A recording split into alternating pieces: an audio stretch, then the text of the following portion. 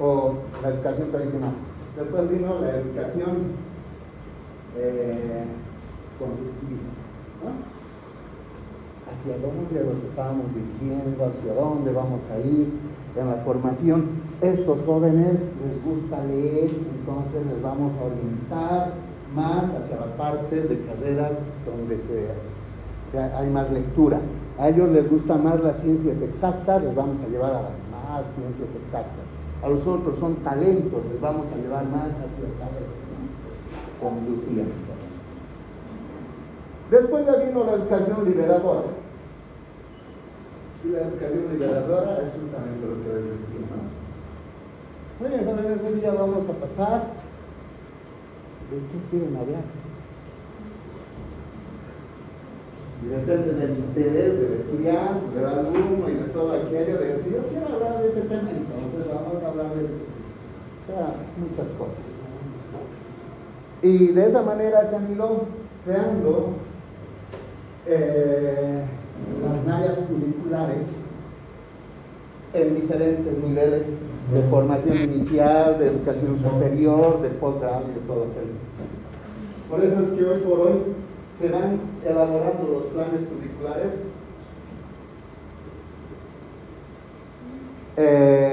nuestro plan curricular todavía está hecho por objetivos, ¿sí?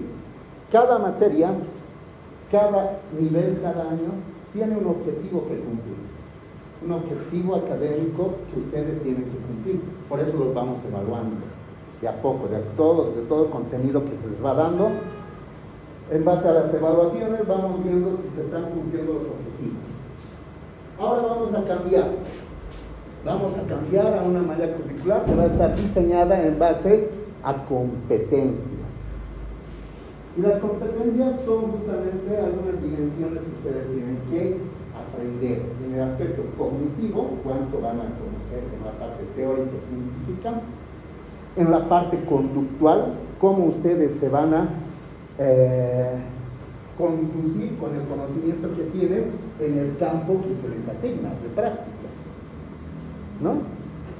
Y en la parte de decisión, ustedes tienen que generar, al margen de las habilidades y destrezas que van a realizar, tienen que generar definición, o sea, ustedes tienen que definir, tienen que, ¿cómo se llama? Definir acciones que salgan y definan ustedes, ¿no? Entonces ahí son nosotros. Después hay otros contenidos académicos que van en base a proyectos. Entonces se les pide a todos los estudiantes, a las carreras o a los temas, hagan un proyecto y cuál es el final del proyecto que van a concluir en el semestre, ¿no? Entonces van haciendo un montón de diseños académicos. Bueno, por lo pronto lo nuestro está todavía ahí. Vamos a pasar a las competencias, que va a ser un poquito más apretada, porque tienen que entrar a esas dimensiones, al cognitivo, conductual, a las de habilidades y destrezas, y al de definir y decidir acciones. Entonces, decisión, ustedes tienen que tomar decisiones para realizar algunas acciones en el campo en el que estamos haciendo. Ya no van a ser solamente, ahora, ¿qué hago? Espero que me digan qué voy a hacer, espero que me digan cómo voy a hacer. No, ustedes ya definen y deciden cómo tienen que realizar las cosas. Bien, a ver,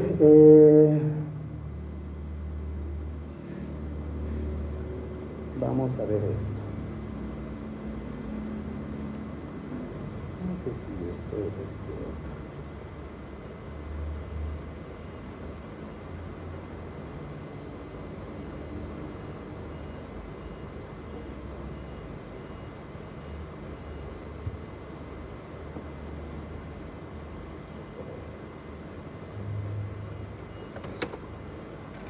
No sé cómo está proyectando. ¿Qué ha pasado con los rodillos? ¿Qué ha pasado con los rodillos? Caída, golpes, fuego. Oh, A ver, ¿por qué unas personas enferman y otras no?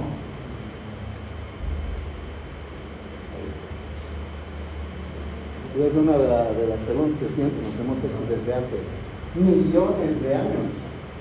¿Sí? ¿Por qué unas se enferman y otras no? ¿Por qué unas se enferman y se mueren y otras no se enferman? Claro que en algún momento, y eso es parte de la historia de la medicina, todavía habían concepciones, ¿no? Modelos de salud. El modelo mágico religioso, por ejemplo. Pero ya han debido hablar de ese tema. ¿Qué significaba el modelo mágico religioso? ¿En qué se basaba el modelo mágico religioso? Su nombre lo dice, ¿no? En base a la magia, que todos pensábamos que era magia, y religioso. Ahora, ¿qué pasaba si se enfermaba? ¿Qué decía la fe? ¿Por qué se ha enfermado? Porque ha pecado. ¿Y por qué está enfermo? ¿Quién si ha pecado tiene castigo, no? ¿Y quién castiga? Entonces, había esa concepción en ese modelo mágico religioso de decir, estas personas han incumplido los mandamientos y las normas religiosas en las que vivían. Entonces ha pecado y tiene su castigo. ¿Y tiene su castigo? La enfermedad.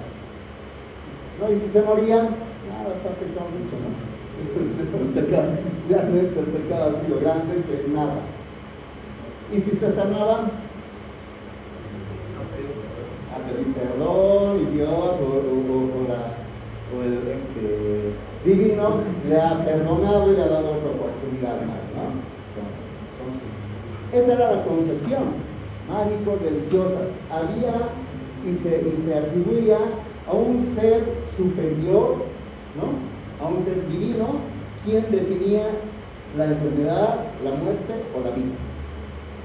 Entonces, alguien se enfermaba, pecaba, estaba mal de Dios, o había cumplido las normas de la religión y todo, por eso enfermaba. Y si se ha sanado, le han dado otra oportunidad y todo. Los que no se enfermaban estaban tranquilos, no pecaban. Después vino el otro sistema de salud, que era el sistema empírico. ¿Qué significa eso? Empírico.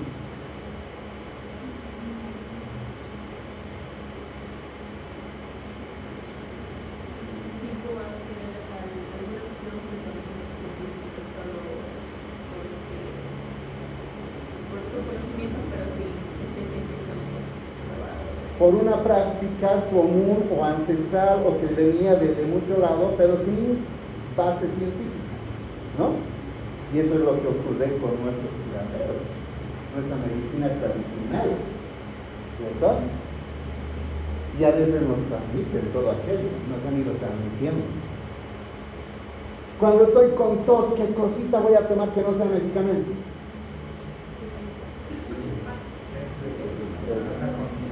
¿Qué? Naranja con miel, ya. Eucalipto, ¿qué más? Manzanilla, jengibre. ¿Qué?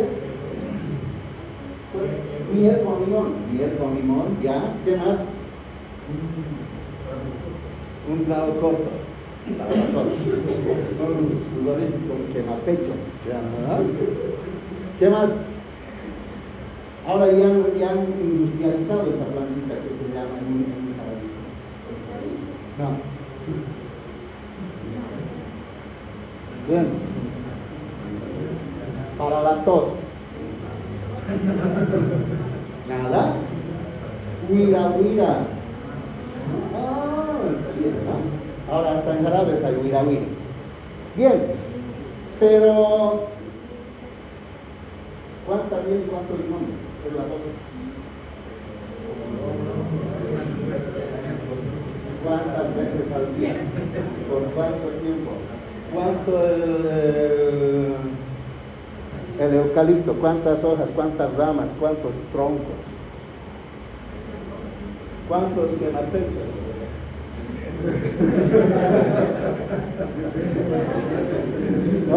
eso es lo que nos dice. Y eso es lo que nos dice. Tomate eso y te va a hacer bien. ¿Y cuánto me hace bien? ¿Cuánto es la dosis? Ustedes en algún momento van a recetar, cuando estén en el campo con todo aquello, un antiinflamatorio natural. ¿Cuál es? Manzanilla. ¿Cuánto? ¿Cada cuánto? ¿Cómo? Entonces, todos esos aspectos tenemos que saber. Eso de la manzanilla, huira y todo eso ya está. Ya han estudiado, ya han hecho todo. Pero cuando la gente que realiza este sistema de salud empírico, ¿no? Vas a tomar para la presión. Hay mucha gente que cuando tiene hipertensión arterial van donde el médico y les dicen, muy bien, usted se va a tomar estos medicamentos antihipertensivos. Y el médico sabe qué medicamentos antihipertensivos. Se le van a dar unos los sartán, los inhibidores del potasio, un montón de cosas, ¿no? Hay varios antihipertensivos, ¿sabe? Pero hay mucha gente que dice, me ha dado un doctor esto, pero yo no estoy tomando. ¿Y cómo estás controlando tu diabetes o tu hipertensión? No, yo tomo otras hierbitas. No, estoy tomando esta hierba, que la página de trae unas hierbitas que se llaman guayitas, esto, ¿no? Y eso lo tomo. ¿Y cuál es la dosis? ¿Y cómo saben que están controlando? ¿No? Entonces, no es nada científico, es simplemente porque nos dijeron, hay que darles esto y le va a hacer bien. Hay otras, no sé si ustedes ven, hasta en la televisión, ¿sabes? ¿No? Tomar esto para la próstata, el cáncer de hierro, y un montón de cosas. Muchas cosas. Pero hay muchos años, ¿sabes? Funciona y la gente sabe cómo usar todo aquello. Entonces, ese sistema empírico en algún momento se ha ido investigando, se ha ido teniendo más datos de por qué usaban esos medicamentos y han sido estudiados y han sido ya estudios científicos, ¿no? Por ejemplo, para la malaria, ¿qué se usa?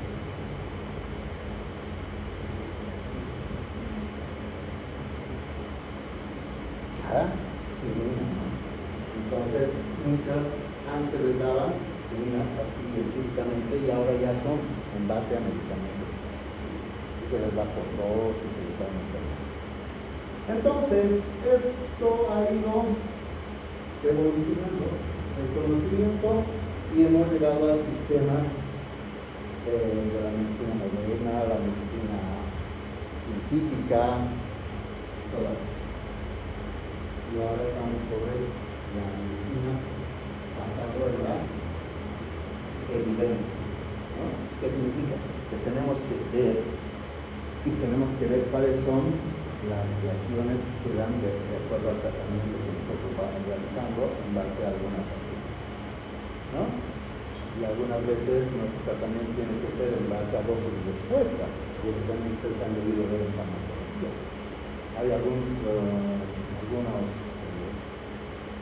tratamientos que, si bien están bien especificados las dosis por kilogramo que es y por todo aquello, pero tenemos que ver cuánto va a ser la dosis después, ¿no? Por ejemplo, para hinchadas les vamos a dar infliximab o el otro medicamento, pero esto tiene que ser bastante controlado porque tiene sus efectos colaterales, y en base a eso vamos a ir viendo. Le damos una dosis y vemos el efecto, si tolera o no tolera, y en base a eso vamos a ver si le aumentamos o le disminuimos, o le añadimos otro medicamento para disminuir los efectos colaterales, ¿no? Bien, entonces siempre ha sido esto la preocupación de toda la vida. Entonces decimos que la epidemiología, ¿de qué manera contribuye la epidemiología al estudio y el comportamiento de la enfermedad en la población? Toma la tesis, ¿no? ¿De qué manera vamos a poder, en base a la epidemiología, ver el comportamiento de la enfermedad en la población y el comportamiento de la población ante la enfermedad para empezar a tomar decisiones que nos permitan básicamente disminuir el riesgo de que toda una población se enferme en base a ello. ¿Está bien? A ver, para empezar con esto, vamos a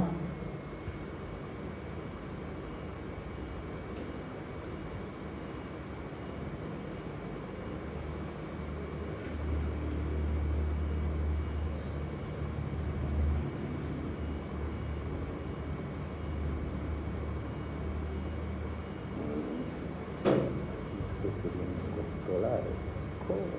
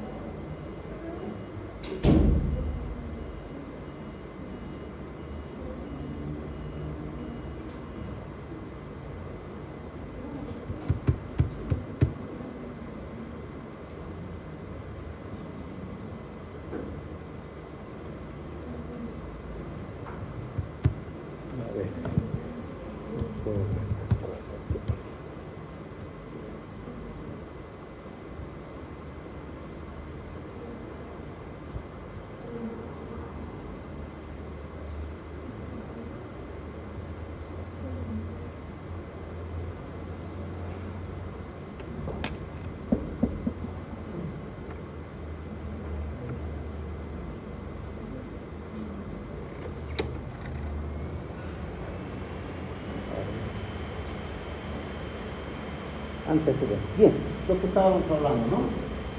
Vamos a ver esa relación que siempre nos hemos preguntado: ¿qué relación existe entre el hombre y la enfermedad?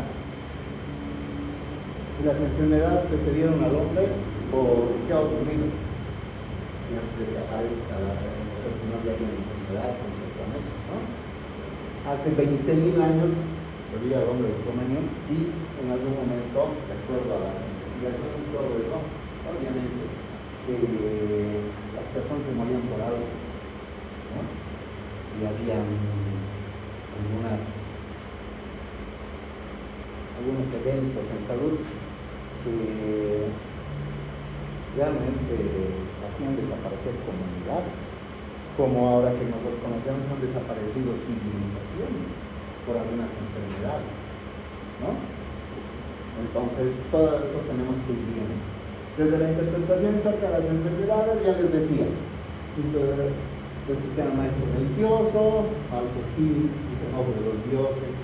En algún momento también nos dijo de que los humanos somos causantes de muchos problemas y seguimos siendo problemas de enfermedades en nuestro planeta, ¿no? Cuando ha llegado la revolución industrial, por ejemplo, ¿eso habrá ayudado o habrá habido algunos problemas con la salud? La revolución industrial. ¿Qué significa la revolución industrial? ¿Ah? ¿Que se generan qué? La revolución industrial.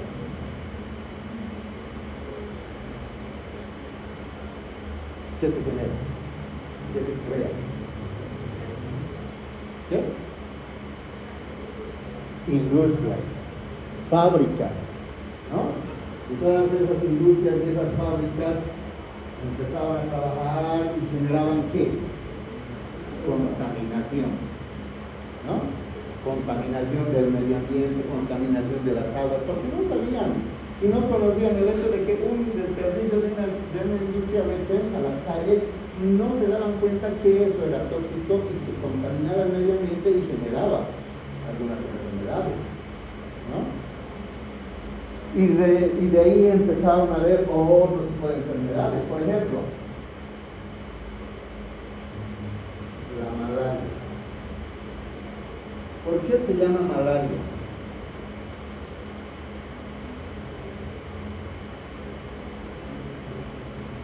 ¿Por qué el nombre de malaria? Porque la gente venía enferma y todo. ¿De dónde estás viniendo, no? Enferma, ¿de dónde estás viniendo? Vivo en tal parte. Ah, ¿dónde era esa región? Una región contaminada, una región pantanosa, una región donde el aire estaba contaminado y todo. Entonces, ven cómo ocurría todo aquello y gran parte de las determinantes de esa enfermedad era el aire contaminado.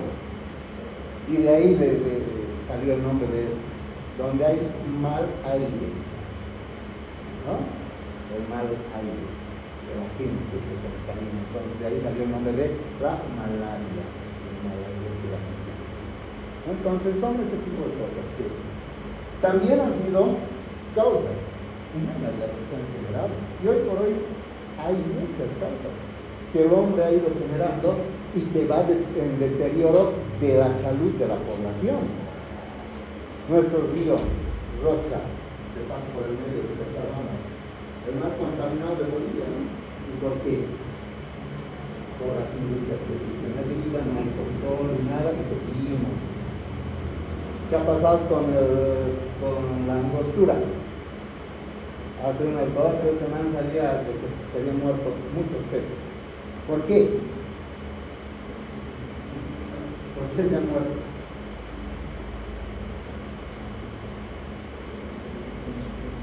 ¿Ah? No.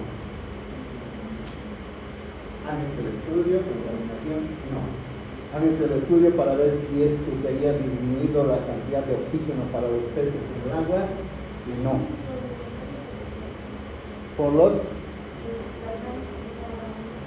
¿Qué ocurría con las lanchas? ¿Ya? Por estrés de los motorcitos de las lanchas. Se han muerto un montón de pescados ahí, ¿no? Y eso también ha sido producido por quién? Por el hombre, ¿no? Yeah. Después hay varias causas que vamos a ir bien. A ver, ¿qué les parece esta imagen?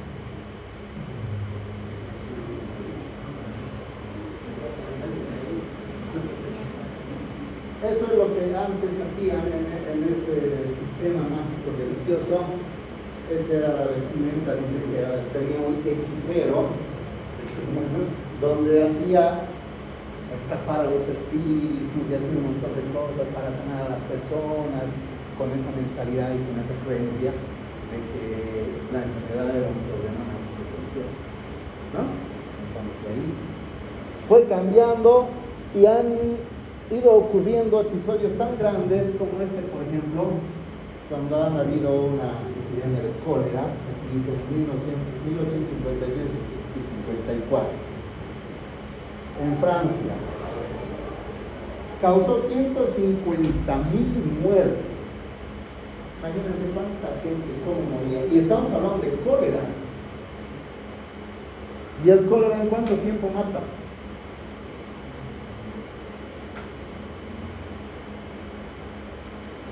¿Qué es el cólera? Un problema digestivo que llega a la deshidratación extrema. Y ahí hay un fallo hidroelectrolítico y se muere la gente. La última epidemia que hemos tenido de cólera, me acordé, estaba yo en La Paz, en el Alto de La Paz, en el año 1998, trabajando en un hospital de segundo nivel, y apareció una epidemia de cólera. Y esa epidemia se generó en Perú, pero pasó al lado altiplánico de Bolivia y mucha gente tuvo este problema. Y llegaban al hospital, pero la diarrea realmente era muy profusa. Teníamos que agarrar a los pacientes, habíamos habilitado una sala especial donde la camilla también era especial porque tenía que tener un hueco al medio porque el paciente no aguantaba, ¿no? La diarrea y los vómitos. Y nosotros teníamos que entrar como ahora nos cuidamos con el cuerpo, igual con barbijo, con guantes, como astronautas, todo bien. Y para confirmar teníamos que hacer una prueba. Y para esa prueba teníamos que sacar una muestra. ¿Y de dónde teníamos que sacar la muestra? No, habíamos que sacar del verano, con unos hisopos. Así que ahí estaban los pacientes, no se aguantaban. Y pacientes que teníamos que ponerle hasta 4 días de suero para evitar la deshidratación. Uno en una mano, el otro en la otra mano, el otro en el otro pie, y todo tenía que entrar. Porque si no controlábamos la deshidratación, se morían. Y se murieron muchos, por suerte no en mi hospital, por suerte no, pero en otros lados sí. Y en Perú fue un desastre total. Y en ese entonces, imagínense, estamos hablando de 1853, donde las condiciones de salud ni siquiera habían sueros, ni siquiera habían, no sabían muy bien el manejo hidroelectrolítico y todo aquello. Imagínense, 150.000 muertes en Francia, 4.000 muertes en Nueva York, ¿no? Entonces era aterrador todo. ¿Y qué ocurría? Ocurría que habían a estos, eran doctores, y ese era su equipo de seguridad, bioseguridad, ¿no? Se los veía estos, eran estos los médicos de la peste, con sus guantes, con bastones andaban. ¿Por qué? Sí, justamente por eso, por no tocar al paciente había que verlo. Y en algún momento había que dar la vuelta al paciente para ver al doctor con el bastón, se les daba la vuelta. Y andaban con un sombrero porque dice que eso espantaba a los malos espíritus, espantaba la peste, espantaba todo aquello. Y con una máscara con pico. ¿Por qué el pico? Para los filtros. ¿Qué filtros? Justamente ahí en el pico les metían, lo que su compañero dice filtros, pero hierbas. Unas hierbas que servían de filtro para evitar de que eso respire el médico, ¿no? Entonces aquí tenían sus hierbas, según ellos eran unas hierbas que eran desinfectantes y no sé qué, un montón de cosas. Entonces, esto era su medida de bioseguridad en esa época. Pero bien, ahora vamos a ir viendo qué significa epidemiología. Epidemiología, ya sabemos que toda nuestra nomenclatura y nuestro léxico en medicina deriva de palabras latinas, de palabras griegas que tienen su significado. En este caso vamos a decir epi, encima de algo, demos prueba y estudio, con estudio, ¿no? Vamos a ver todos los elementos dentro de una población que nos van a servir de estudio. Y estas son algunas definiciones de algunos médicos, de algunos investigadores que han ido tratando de definir lo que es epidemiología. Y uno de ellos dice, es el estudio de la distribución de las enfermedades y sus determinantes en la población. Entonces estudia las enfermedades, su distribución y cuáles son los elementos que las causan. Ciencia médica, que se enfoca en la distribución y factores determinantes de la frecuencia de enfermedad en poblaciones humanas. Es el estudio de la distribución determinantes relacionadas con la salud en poblaciones específicas y la aplicación de los resultados obtenidos para el control de los problemas de salud. La epidemiología se ocupa de la salud y la enfermedad en grupos poblacionales, así como en los factores que los determinan. Entonces, ¿cuáles son las palabras comunes dentro de toda esta primera diapositiva? ¿Cuáles son las palabras comunes? Distribución de enfermedades y determinantes, ¿no? Porque aquí va distribución, enfermedades y los factores determinantes. Estudia la distribución, igual, y las determinantes. Y el video ocupa la salud de los grupos poblacionales, así como los factores que las determinan. Entonces, y aquí hay otros más, a ver, vamos a ver. Otros dicen que es la ciencia que se ocupa de la ocurrencia, distribución y determinantes que afectan. Es un método para la administración de los servicios de salud, estudia la distribución y determinantes. Entonces, información para la acción y para la planificación. Con todo lo que nosotros podamos estudiar en base a la epidemiología, vamos a ver la enfermedad, la distribución, dónde es el área geográfica que se va distribuyendo y cuáles son aquellos aspectos, ya hemos dicho, que las determinantes de salud pueden ser económicas, biológicas, físicas, ¿cuáles son esos aspectos las que van a intervenir en ese proceso de salud y enfermedad en una población y en una comunidad? ¿Está bien? Entonces, para que podamos entender un poquito, voy a poner otra diapositiva, ojalá me acepte. Muy complicado está esto.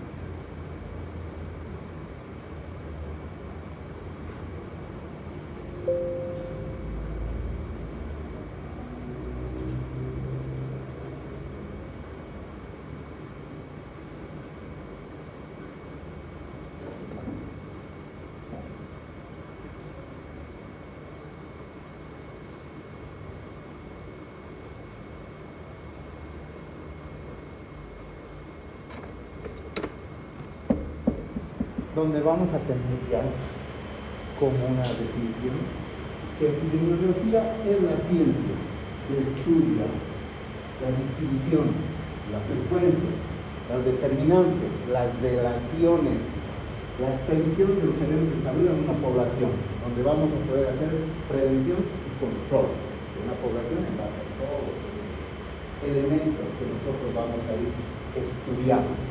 ¿Está bien? A ver, hay fechas importantes, no vamos a hablar de eso, es parte de la historia, pero la epidemiología.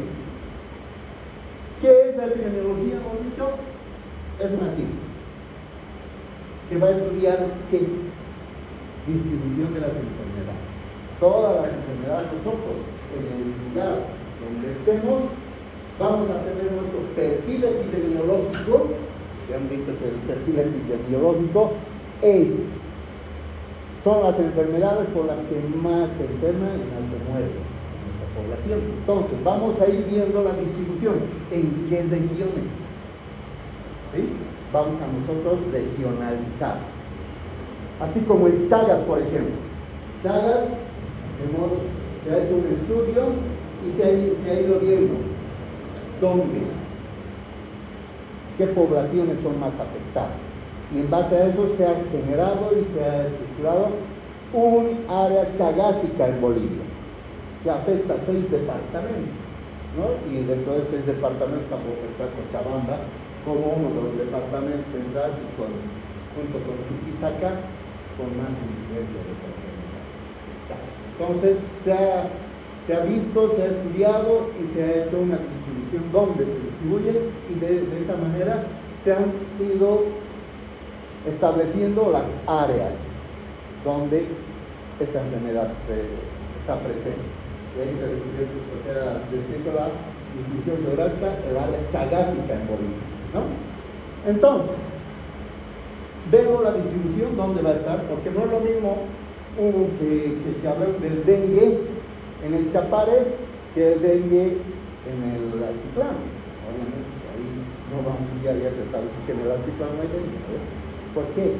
que es una enfermedad transmitida por un vector, y el comportamiento del vector, sus hábitos, su hábitat del vector no está en el plano, está en regiones de radio y vector. Bien. También va a estudiar determinar desde el proceso de enfermedad. Ya hemos visto esos determinantes, cuáles son el comportamiento de la población, cuáles son todos esos aspectos que nos van que van a participar en ese proceso. ¿Para qué nos interesa la epidemiología? Aplicación de todos los conocimientos para mejorar la salud de la población. En base a eso, en base al estudio de todas las enfermedades, nosotros vamos a poder generar propuestas de acción para básicamente tengan un impacto en la población humana y disminuyamos el riesgo de la enfermedad. Disminuir el riesgo de enfermarse y disminuir el riesgo de morirse, ¿no? Entonces, para todo aquello es que la epidemiología hace todos esos estudios que van a ir tomando muchos elementos de estudio. A ver, no sé si está aquí.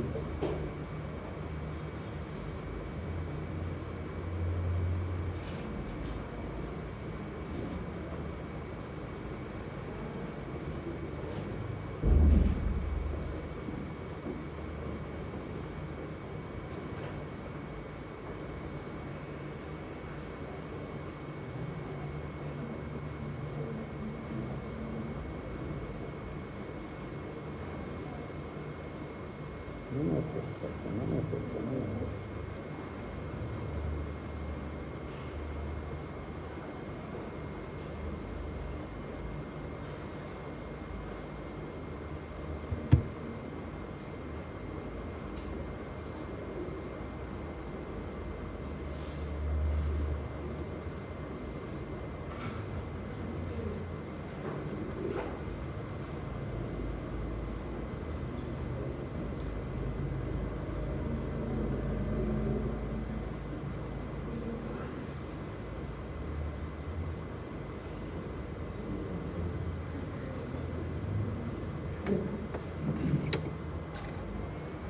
Vamos a ver los objetivos de la epidemiología. Nuevamente, ¿para qué creó la epidemiología? Para estudiar aparición, distribución y desarrollo de las enfermedades y describir el estado de salud de la población como base para el planteamiento, evaluación y administración de los sistemas de promoción y recuperación de la salud. Obvio que nosotros, en base al conocimiento que vamos adquiriendo en medicina, toda la carrera de medicina, vamos a tener pleno conocimiento del desarrollo de las enfermedades y vamos a poder describir todo aquello y cómo ocasiona la enfermedad en una población. ¿Sí? Y en base a todo ese conocimiento y la evaluación de cómo está la población en base a una enfermedad, vamos nosotros a proponer acciones de promoción. ¿Y qué objetivo tiene la promoción? ¿Qué es la promoción?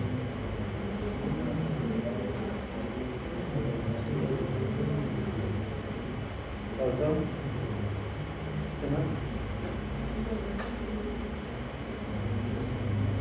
¿Qué más? Les he repetido todo el tiempo. ¿Qué es? Información, educación, comunicación y capacitación, ¿no?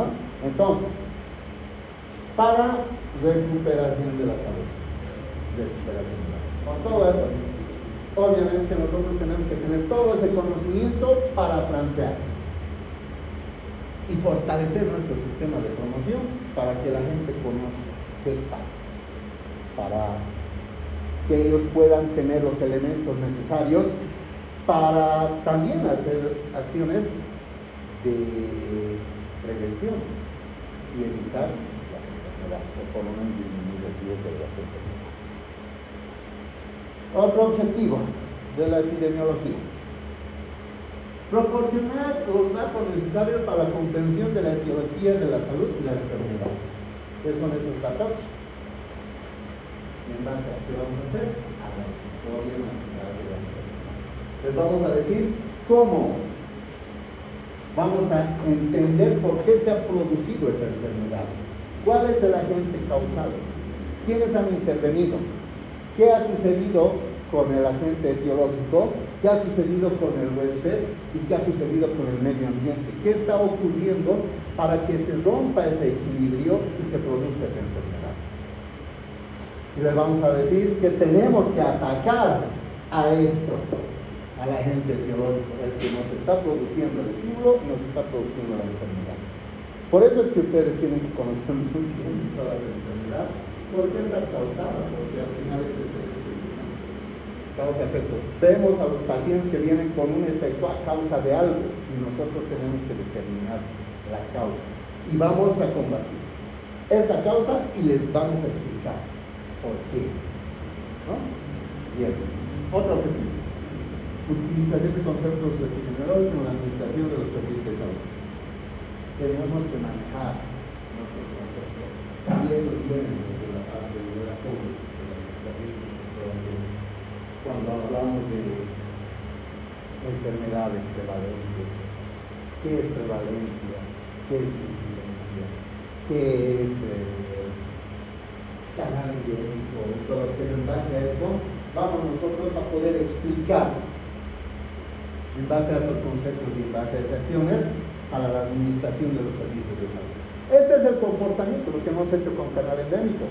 Este es el comportamiento de esta enfermedad. En estos meses es donde tengo más pacientes con esta enfermedad. Voy a esperar hasta aquí y para eso tengo, yo como sistema de salud, tengo que prepararme, tengo que estocarme en cuanto a medicamentos, insumos, a recursos humanos y recursos económicos, ¿no? Entonces, ¿qué estoy haciendo? Administración de los recursos. En base a eso, porque son cosas objetivas que yo estoy presentando sobre el comportamiento de esta enfermedad. Porque después la literatura que nos llega, no es literatura de Bolivia, ¿no? Nos viene desde otro lado y las epidemiologías que nos dan son realidades de otros países, ¿no? Nos dicen, en nuestros países la incidencia es tanto, es otra realidad, es otra población, son otros hábitos, otras costumbres, otras culturas. ¿Cuál es la importancia de la epidemiología? Describir los eventos de la salud y las enfermedades en la comunidad. Es justo lo que vamos a hacer. ¿Por qué se está produciendo? ¿Por qué hay esta enfermedad en la comunidad? ¿Por qué hay el dengue? ¿No? Todos esos aspectos. Vamos a evaluar el estado de la salud de la población. ¿Cómo está? Y eso tenemos nosotros que ver. Vamos a ver si no está. Hay enfermedades prevalentes, hay enfermedades endémicas. Ya no sabemos cuándo vamos a decir que hemos llegado a la epidemia. En base a los estudios, vamos a ir viendo y vamos a esperar cómo es el estado de la salud en base a ese problema. Identificar los factores de riesgo. ¿Cuáles serán los factores de riesgo para el dengue, por ejemplo?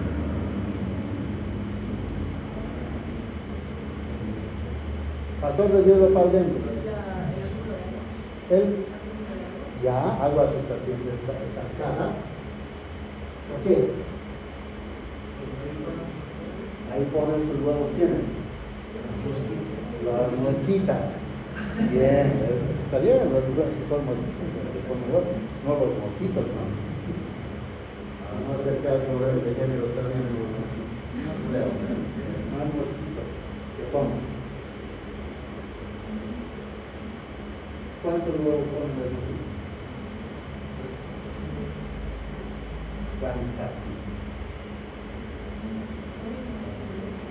¿Cuántos?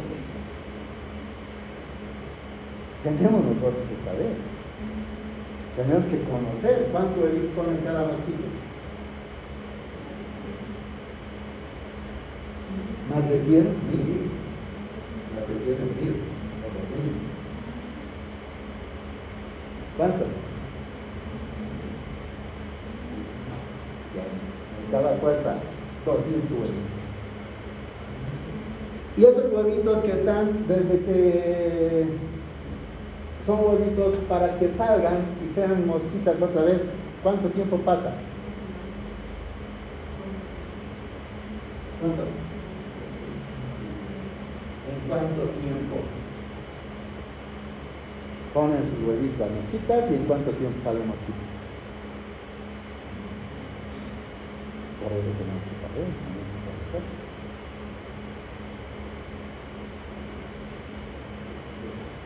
¿Cuánto? 12 días. En 12 días. Entonces ponen el huevito y en 12 días ya están saliendo. En 12 días están saliendo 12 o 200 mosquitos de una puesta de un año. Por eso es que se reproduce el campo. Y nosotros por eso tenemos que saber y decirles de qué esos factores de riesgo, que son aguas estancadas y todo aquello, tenemos que evitar. Y si son aguas estancadas hay que ponerles tapa, ¿no? O tapa segura para que. Entonces esos son factores de riesgo que nosotros vamos a identificar. Identificar las causas de las enfermedades, la salmonelosis, por ejemplo, ¿cuál es la causa de esas enfermedades? La salmonelosis. ¿Qué tipo de enfermedades? ¿A qué afecta? ¿Dónde? Gastrointestinal. ¿Cómo es su día de ingreso? La comida. ¿Qué se llama eso? Día oral. ¿Cuál es el factor de riesgo? Higiene, ¿no? De alimentos, de manos, es el ciclo mano-boca, ¿no? Entonces, tenemos que conocer las causas. En Chagas, ¿cómo? La vinchuca. ¿Qué hace la vinchuca?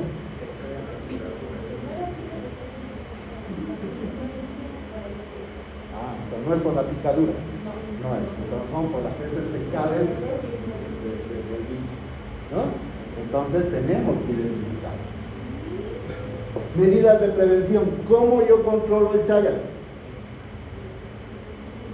Aquí dice, medidas de prevención y control. La enfermedad de Chagas podemos prevenir.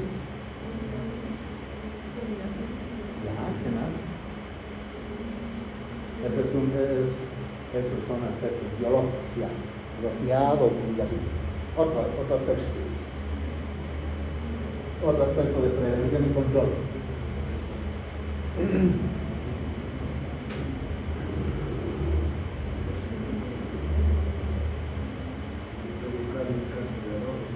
El aspecto físico, infraestructura. Evitar de que hayan grietas en las casas. Por eso es que gran parte de las campañas contra Chagas de control es mejoramiento de las viviendas y pedir a toda la población que revoquen sus paredes, que no hayan grietas. Y si tienen cuadros de su artista favorito, por lo menos cada semana limpienlo por detrás, ¿no? Porque ahí es donde se van a ocultar. Otro aspecto. Los animales, ¿no? Que no duerman con nosotros. En el campo la gente duerme con los animalitos, ¿no? Vive al ladito, o su corral está justo al lado de la cocinita y todo porque es más calientito. No, entonces hacer de que esos corrales sean un poco alejados de la vivienda, todo aquello. Entonces son medidas que vamos nosotros a sugerir a la población justamente para prevenir y controlar esta enfermedad. Describir los patrones clínicos de la enfermedad. ¿Cómo vamos a encontrar los patrones clínicos? ¿En base a qué? Lo que hemos hecho en este cuadrito. Vamos a describir qué es la historia natural de la enfermedad. Ahí vamos a encontrar los patrones clínicos, ¿no? ¿Cuál es la etapa subclínica? ¿Cuánto es la incubación? Y ahí vamos a ver los signos y síntomas que vamos a encontrar. Identificar otros síndromes nuevos a nosotros podamos identificar otras enfermedades. ¿Para qué nos sirve la epidemiología? ¿En qué vamos a usar esta epidemiología? Vamos a ver la relación causa-efecto. ¿Qué es lo que está causando y qué efecto está teniendo en la población? Y este efecto que van causando la enfermedad. Vamos a ir construyendo la historia natural de la enfermedad en base a lo que ya sabemos, ya hemos visto. Describir el estado de la salud de una población, el perfil de salud y el perfil epidemiológico. Ahí vamos a establecer con claridad.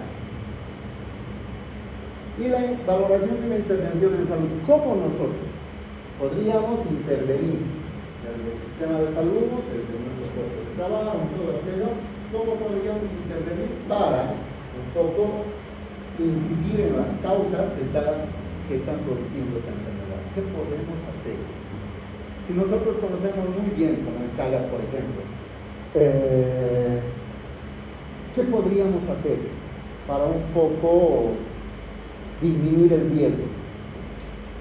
Informar a la población, explicarles de qué estamos viviendo y de que la población conoce exacto, ¿no? Pero lo que tenemos nosotros que hacer es intervenir ante ellos, buscando las formas en las que podemos convencerlas y que ellos nos tomen un poco la confianza y digan, sí, vamos a hacer lo que el médico dice para disminuir el riesgo de todo esto, ¿no? Entonces, todos estos aspectos de la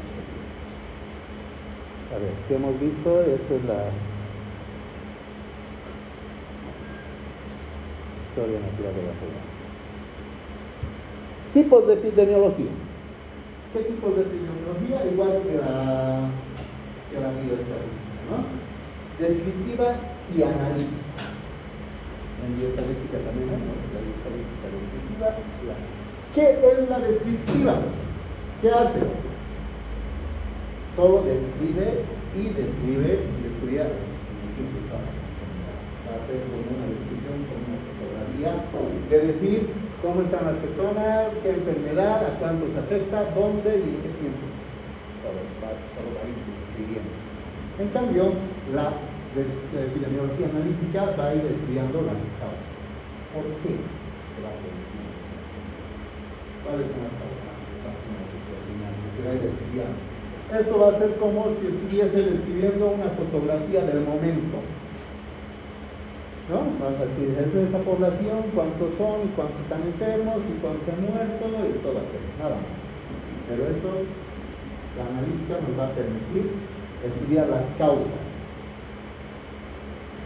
y vamos a ir viendo todas las determinantes, por qué, con el comportamiento y todo aquello, ¿vale? Cuando hay problemas de enfermedad en una determinada región, nosotros tenemos que ir considerando estos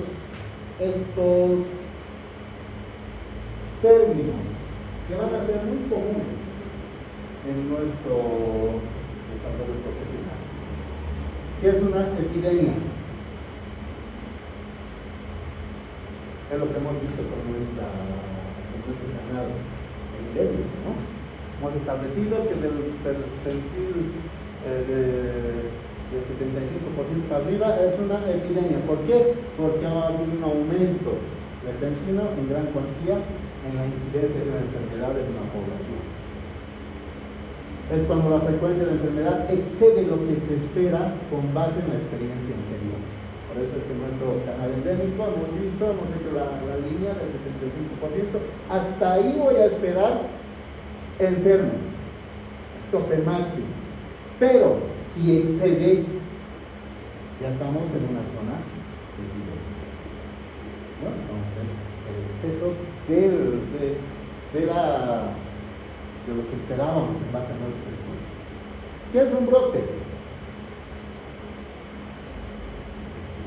Es el aumento repentino e inesperado, eso es lo importante, inesperado de la presencia de una enfermedad neurológica relativamente limitada. Entonces, donde sí sabíamos que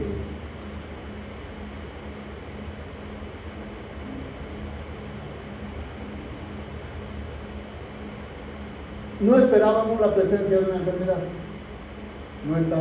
porque no era una enfermedad endémica, no estaba presente en de nuestra población, pero de repente apareció, ¿no? Por eso dicen la aumento inesperado de la presencia. Es igual que en este momento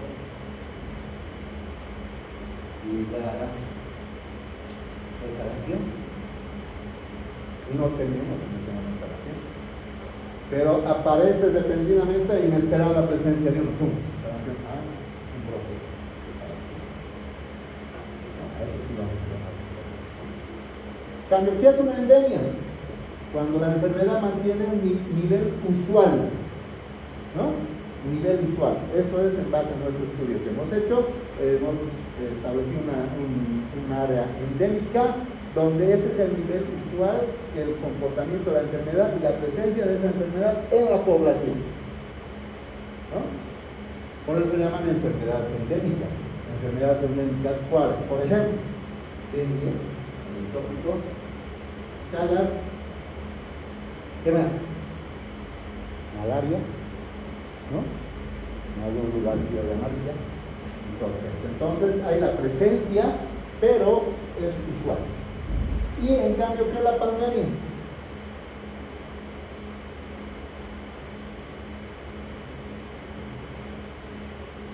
Hablamos de diferentes regiones y todo aquello, pero pandemia vamos a entender cuando ya salen de nuestras fronteras, ¿no? Cuando ya afecta a otros países y se va distribuyendo más allá de todo el mundo. Entonces a eso vamos a llamar pandemia. A ver, otras definiciones que tenemos que conocer. Infección, infestación, contaminación. ¿Qué es la infección? La entrada y desarrollo, multiplicación de un agente infeccioso en el organismo de una persona. La infestación es la presencia de agentes infecciosos en la superficie externa de personas y animales. Y la contaminación, cuando estos agentes infecciosos se sitúan en prendas de vestir u otros artículos.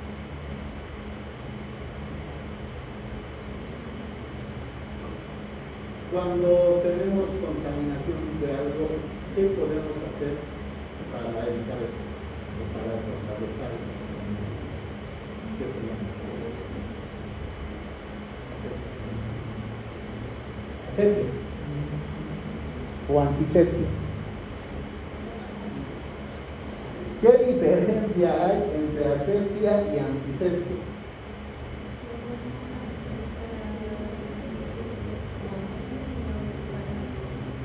¿Cuál? ¿Cuál? Por eso nosotros entramos al quirófano, ¿no? Asepsia y antisepsia, hay que hacer asepsia y antisepsia. Microbiología y todo eso. ¿A quiénes se hacen asepsia y a quiénes se hacen antisepsia?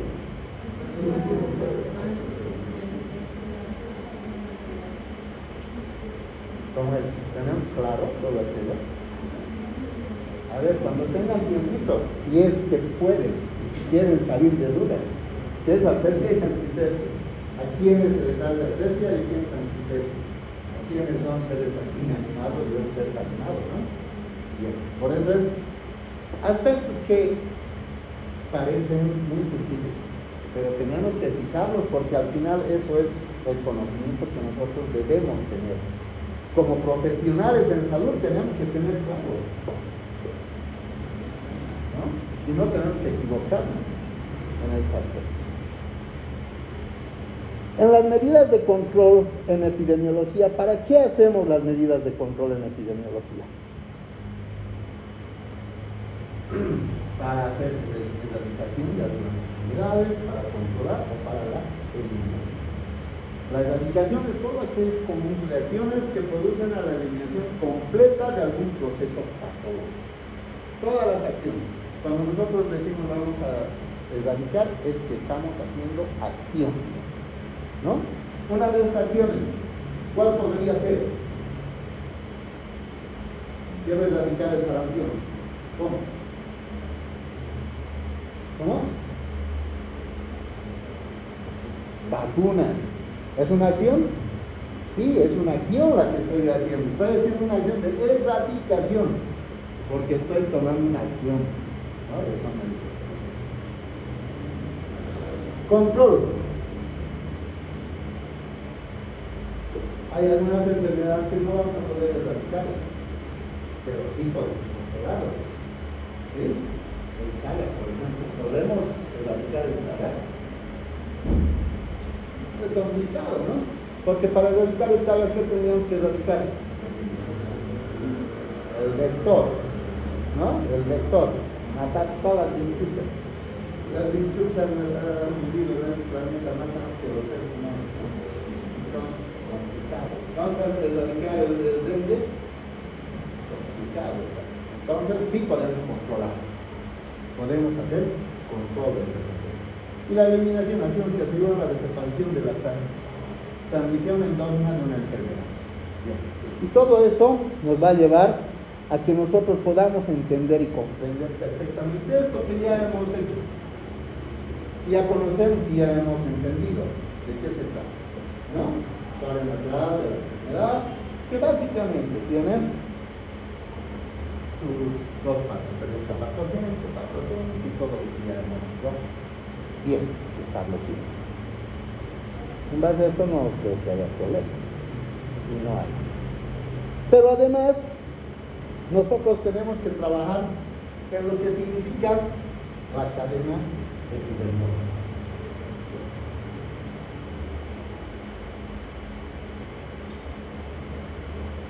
Tenemos que ir trabajando y conocer sobre esta cadena epidemiológica, donde vamos a entender que en esta cadena participa el agente causal específico, el agente biológico que nos va a producir la enfermedad, el reservorio que somos nosotros, ¿no?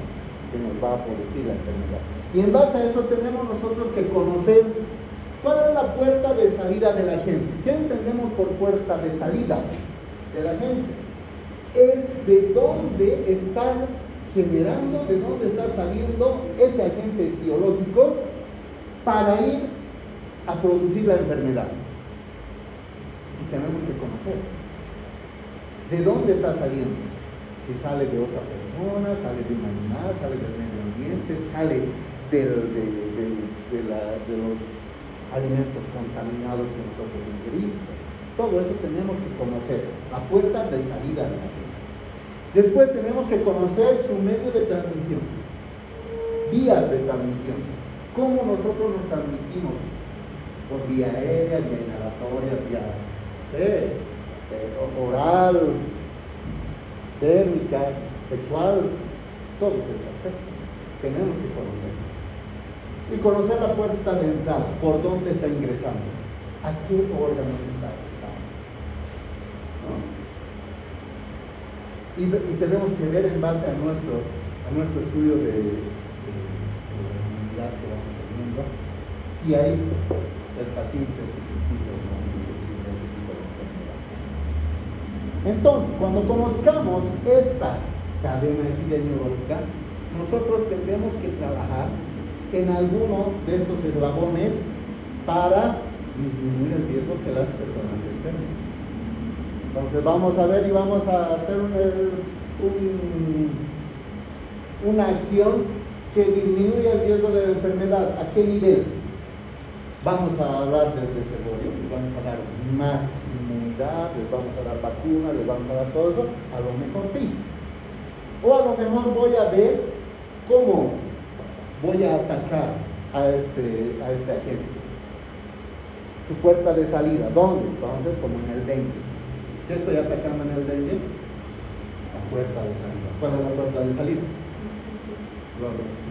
Entonces, voy a evitar que se reproduzcan, voy a evitar, ¿no? O voy a cortar la vía de transmisión. ¿Cómo los mosquitos transmiten? ¿Por qué? Por la picadura. Entonces, ¿qué quiero para que la gente no sea picada? Mosquiteros. Entonces, todos los mosquiteros. Entonces, estoy trabajando en una de estas. En uno de esos eslabones. Ese eslabón para la cadena epidemiológica.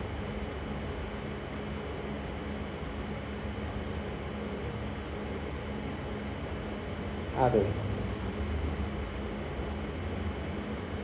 medidas epidemiológicas. No, estas medidas las vamos a ver la próxima clase. Y son cosas que ya han pasado ustedes, además, en bioestadística.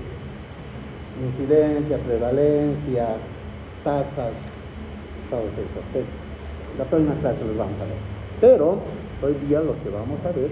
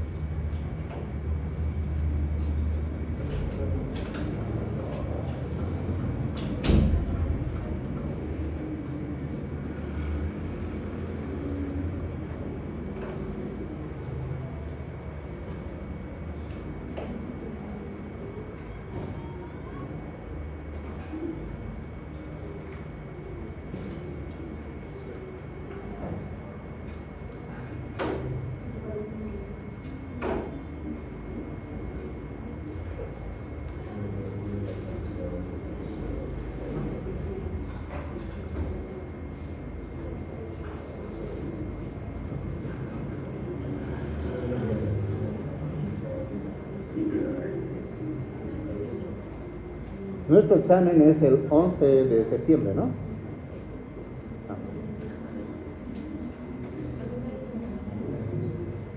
Y es el lunes.